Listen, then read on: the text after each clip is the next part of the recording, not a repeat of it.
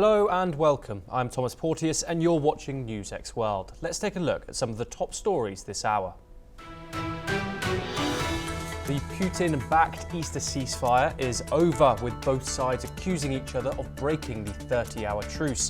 Fighting resumes in Europe once again as tensions remain high and hopes for a US-negotiated peace deal persist. US Vice President Vance is set to arrive in Delhi for talks with Prime Minister Narendra Modi. His family joins him on a 4-day personal trip to India, including a visit to the Taj Mahal and the city of Jaipur.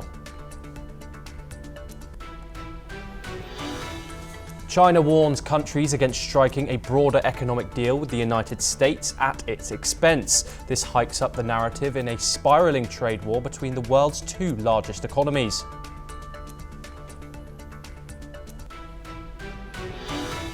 Reports are stating that US Defense Secretary Pete Hegseth shared details of a Yemen attack in a Signal chat for a second time.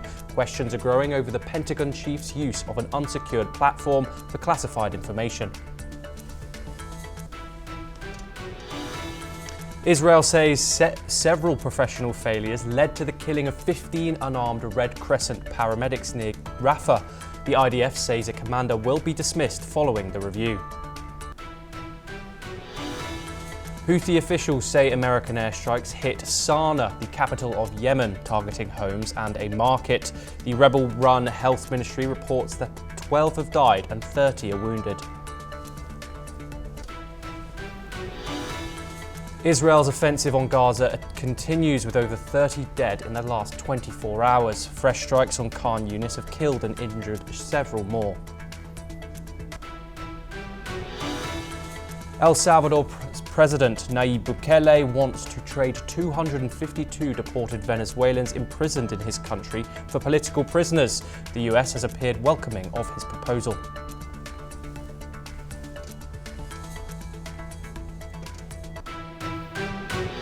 Our top story today: tensions remain high between Russia and Ukraine despite a symbolic Easter ceasefire.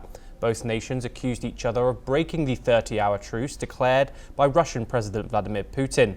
Ukrainian President Volodymyr Zelensky says Russia launched over 2,000 attacks during the ceasefire. He proposed a 30-day halt on drone and missile strikes targeting civilian infrastructure. US President Donald Trump says he hopes both sides reach a deal this week to end the war. On Truth Social, he added both countries could do big business with the United States.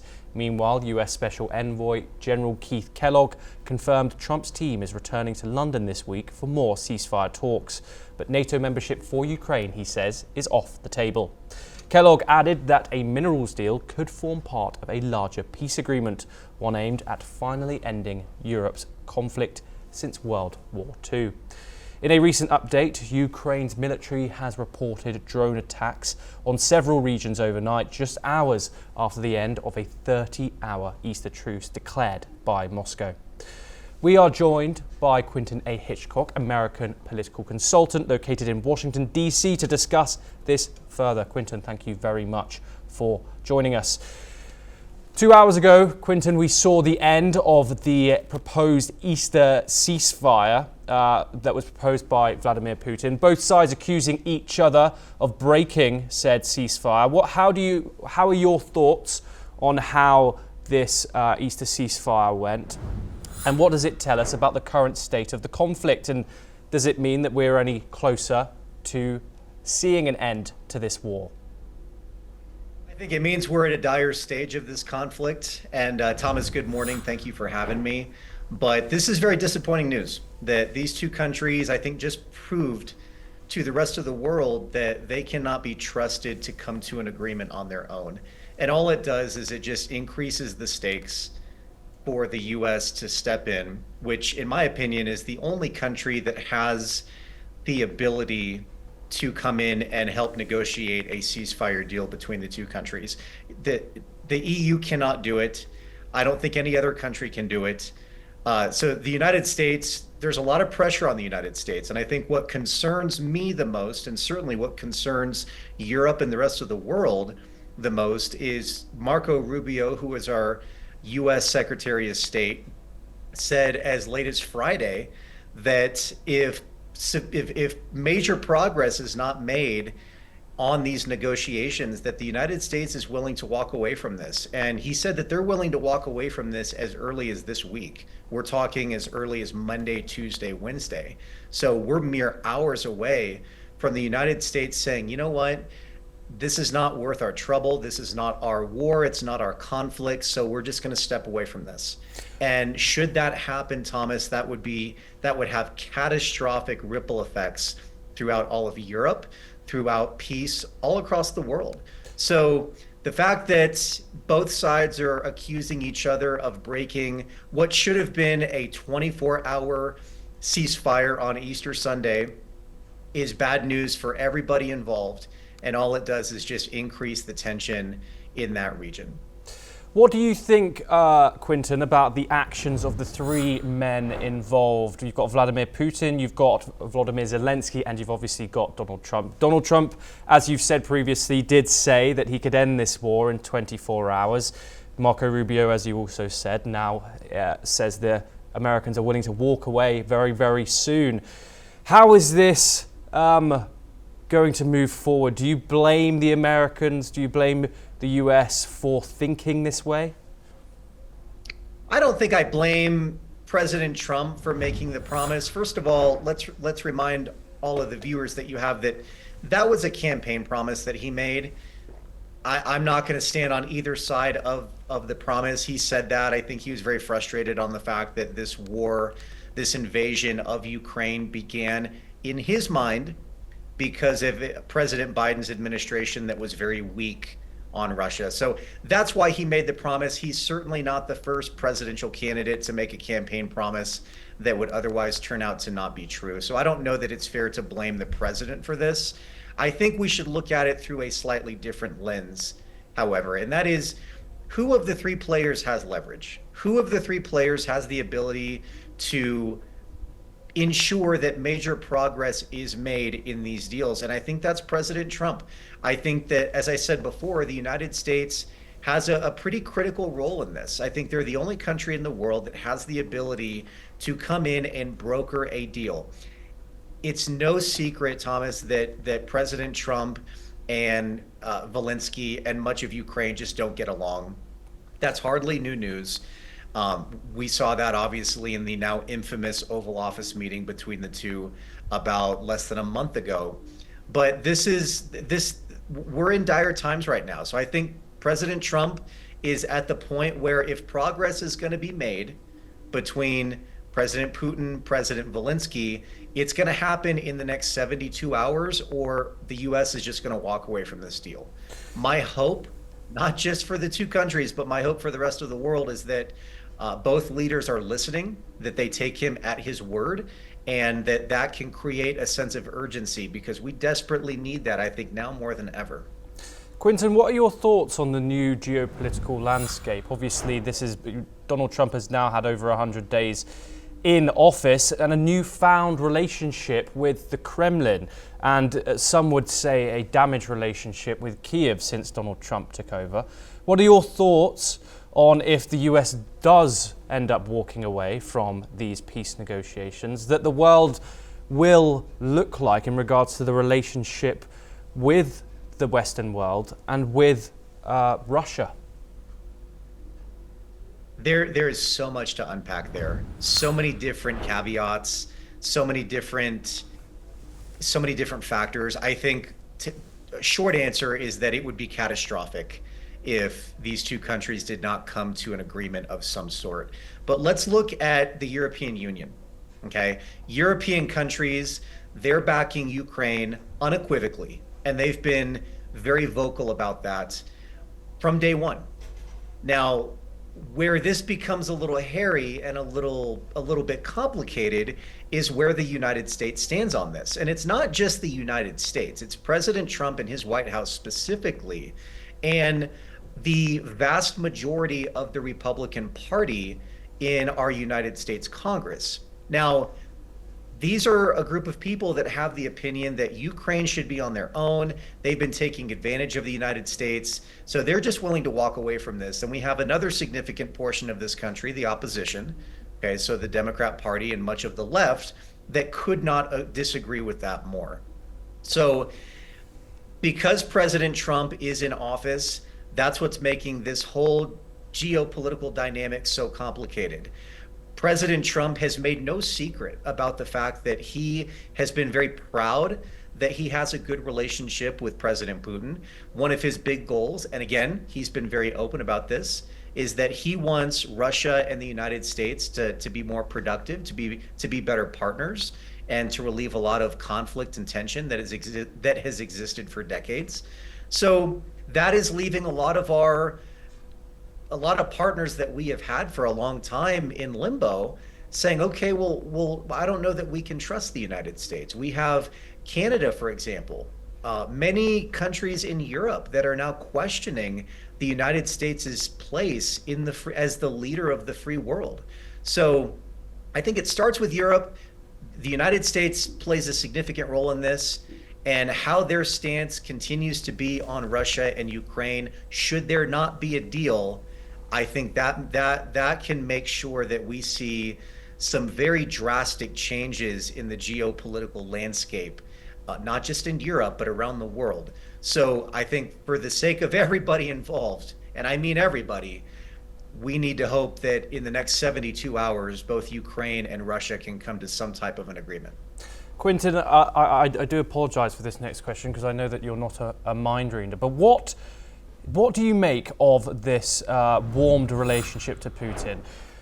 Russia has half of the GDP of even the United Kingdom and has a previous history of hostilities with the United States. Why has this geopolitical situation shifted so much from Donald Trump's warming to Putin? We've also seen, obviously, the warming relationship with envoy Steve Witkoff and Vladimir Putin too. Well, there's two components to that, Thomas, and one is, frankly, the most obvious, and I want to be careful how I say this. President Trump has a special affection to certain world leaders out there. In America, a lot of us like to say that he gravitates towards strongmen. President Putin being at the top of that list. Now, why is that the case? I don't know. I can't answer that. I think a lot of people in this country have been trying to answer that very question for the better part of a decade. So I don't know if I can answer that, but President Trump certainly has a very favorable view of Russia, of President Putin. And at the same time, the other side of that is that he has a very not very favorable view of President Putin. And that's a view that is shared by much of the Republican Party. Now, whether that's justified or not, I'm not the right guy to talk about that. But much of the Republican Party, I would even say more than 80% of the Republican Party at the leadership of Donald Trump, agree that Ukraine has been stealing money from the United States, figuratively, that they've been taking advantage of the United States' military support, of their financial support, and their weapons support. So, and we saw no further evidence of that, no greater evidence of that Yes. than that Oval Office meeting that took place about a month ago.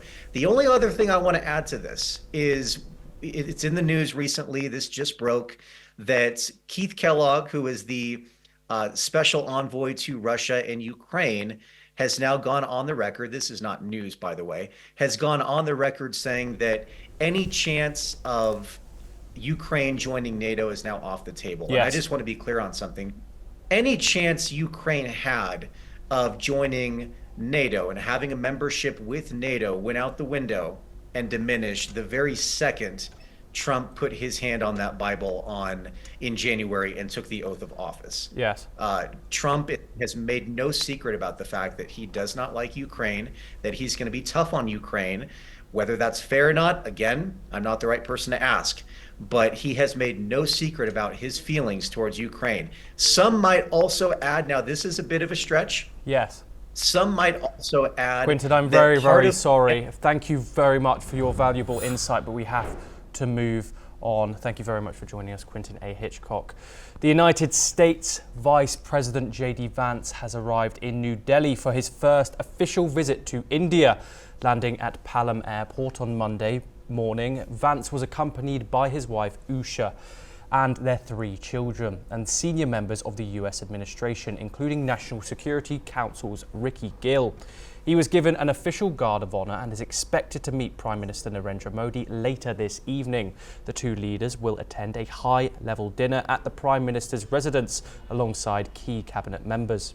Officials say the 2 sides could announce the formal launch of the Trust Partnership, a new technology cooperation framework involving from the earlier ICET initiative under the Biden administration.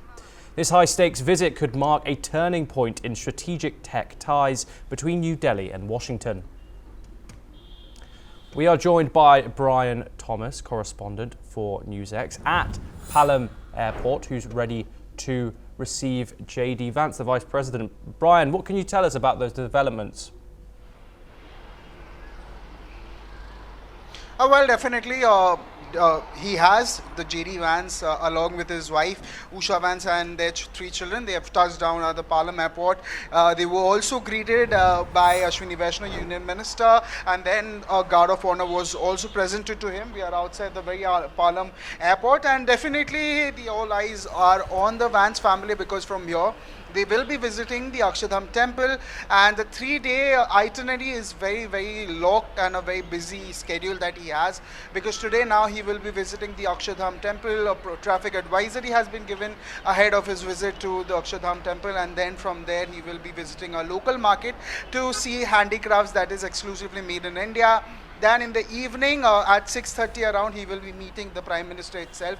They will be talking about the trade and tariffs. They will be trying to increase the trade volumes and decrease the tariff that was imposed against India. Apart from that, there will be conversation on strengthening the defense ties between the 2 nations. Also, a conversation on clean energy is also likely on the agenda itself. And then tomorrow 9 a.m. they will be departing for Jaipur. They will be staying at the Ramgarh Palace. They will be visiting the Amer Fort, the Jantar Mantar.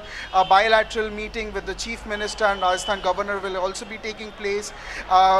They will be even attending a wedding, a conversation, an event filled with cultural exchanges, filled with the bilateral relations. From there, day after tomorrow, they will also be visiting Agra, visiting the iconic Taj Mahal, and then day after tomorrow in the evening, he will be leaving for the for America itself. So yes, he has touched down from Rome. He has met the Pope there, and now just in a while now, all eyes on on this place. If you show you the visuals, also you can see the security is being also beefed up around the Palam Airport, because they have reached the airport. A guard of honor was also performed for him. Ashwini Vaishnaw, the Union Minister, is also here. So just in a while now, their convoy, his very convoy will be leaving for Akshardham. He was in the Boeing C-32A, which is also called the Air Force 2, which is designated for a Vice President's arrival and departure. So yes, just in a while now, all eyes are on his family, his visit, their visit to India itself. Yes. Brian Thomas, thank you very much for joining us. We will come back to you as this story develops. Moving over to the Middle East now, the Houthi rebels' health ministry said earlier Monday that US airstrikes on the Yemeni capital Sana'a killed at least 12 people and wounded 30. According to the reports, the strike took place on a market and a residential zone in Sana'a's Farwa district. This comes after other raids were reported late on Sunday in the central province of Marib, Hodeida in the west, and Houthi bastion of Sada in the north.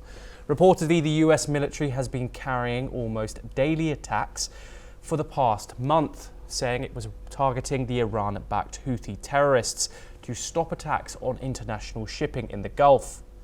Meanwhile, a large mass funeral was held on Sunday in western Yemen's Hodeida province for the victims of US airstrikes that took place on Saturday and destroyed several public facilities. Residents of Hodeida took to the streets calling for an end to the US strikes targeting civilians and civilian infrastructure.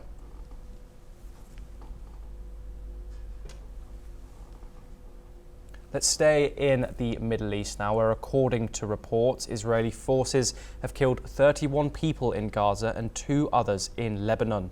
This comes after an Israeli military report on the killing of 15 Palestinian emergency workers in Gaza admitted on Sunday that mistakes led to their deaths and that a field commander would be dismissed. However, another Israeli army probe into the incident found no evidence of indiscriminate fire by troops and maintained that 6 of the victims were Hamas members and expressed regret over the civilians killed in the incident. The Palestine Red Crescent also denounced the report as full of lies. The medics and other rescue workers were killed when responding to distress calls near the southern Gaza city of Rafah early on March the 23rd, days into Israel's renewed offensive in the Hamas-run territory. The incident drew international condemnation, including concern about possible war crimes from UN Human Rights Commissioner Volker Turk.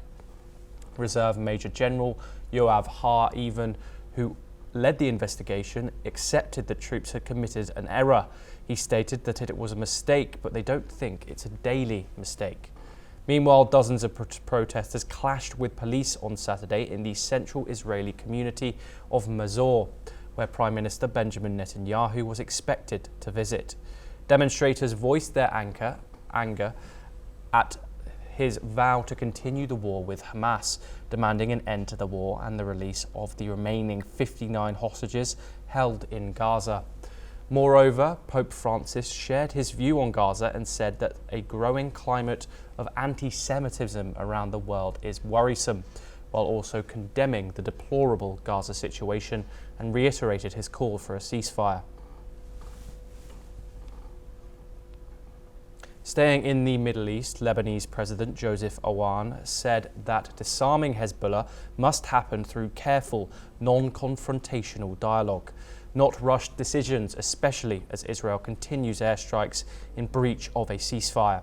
Speaking after an Easter meeting with a Maronite patriarch, Aoun says controversial issues must be addressed through consensus to avoid national collapse. Here's what President Aoun had to say. خلينا نعالج الموضوع بروية وبمسؤولية لأنه هذا الموضوع حساس ودقيق وأساسي للحفاظ على السلم الأهلي. برجع بقولكم أي موضوع خلافي بالداخل اللبناني لا يقارب إلا بالتحاور والتواصل وبمنطق تصالحي مش التصادمي وإلا رح ناخذ لبنان على الخراب. The Trump administration has pressured Lebanon to disarm the Iran-backed group, and Iran last week committed to doing so by the end of 2025. Meanwhile, the Lebanese army foiled a rocket attack on Israel in Sidon, seizing launch pads and arresting suspects. Prime Minister Nawaf Sharaf emphasized the state's exclusive right to possess arms. Hezbollah, however, has vowed not to disarm while Israel continues to occupy Lebanese territory. Let's move over to the United States, where Defense Secretary Pete Hegseth shared details of US strikes in Yemen, including the FA-18 flight schedules, in a private signal chat with his wife, brother and lawyer. The group created before his confirmation was meant for scheduling, but later included sensitive military information. This comes after The Atlantic exposed another chat where similar details were mistakenly sent. While the Pentagon denies sharing classified material, lawmakers and ex-officials are calling for Hegseth's removal. Critics say his actions show poor judgment and risk national security, especially as some chat participants had no clearance. All while Trump and the White House continue to back him. Let's listen in to what Trump had to say. It's a question I've been asked now, and I've given a few answers, and they've all been the same. We have an amazing group. Our national security now is stronger than it's ever been. And somebody got on, happened to know the guy's a total sleazebag. The Atlantic is a failed magazine. Does very, very poorly. Nobody gives a damn about it. This gives it a little bit of a shot. And I will tell you this, that they've made up more stories, and they're just a failing magazine. The public understands that. He's a very good man. That man is a very good man right there that you criticize so strongly. He's doing a great job. He had nothing to do with this. Hegseth. How do you bring Hegseth into it? He had nothing to do. Look, it's all a witch hunt. Here we are talking about some of the greatest business deals ever made. The greatest companies in the world are moving into the United States, and you want to ask about whether or not Signal works. I don't know that Signal works. I think Signal could be defective, to be honest with you. And I think that's what we have to, because you use Signal and we use Signal and everybody uses Signal, but it could be a defective. Moving on once again, Beijing has strongly criticized countries making trade deals with the United States at China's expense. The Chinese government warned that such appeasement would not bring peace, and those compromising China's interests would face countermeasures. China has been hit with tariffs as high as 145% on some products, while the rest of the world faces 10% levies. In response, Beijing has imposed its own 125% duties on US goods. A spokesperson for China's Commerce Ministry stated that seeking temporary gains at China's expense would ultimately harm everyone. The comment comes as the US and China continue to negotiate over tariffs, with both sides still at odds. Beijing has vowed to fight the trade war to the end and criticize what it calls Washington's protectionist approach. Well, that's all we have time for. We will continue to bring you more news updates from around the world.